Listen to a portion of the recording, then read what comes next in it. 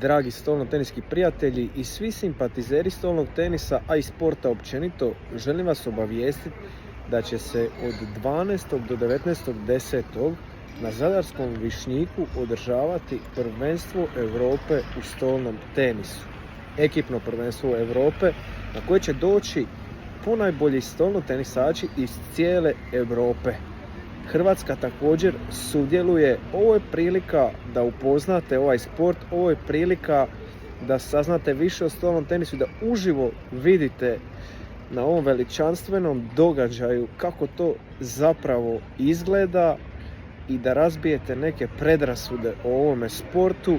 Tako da pozivam vas sve da planirate doći, barem jedan dan pogledati, barem na polufinala i finala kako vrhunski stolni tenis izgleda. I ako trebate karte, javite se slobodno pa ćemo vidjeti što možemo napraviti za vas. Evo, mene izrazito raduje da ću gledati vrhunski sport u svome gradu iz kojega također potiču i Zoran Primorac, najbolji hrvatski stolnotenisač svih vremena,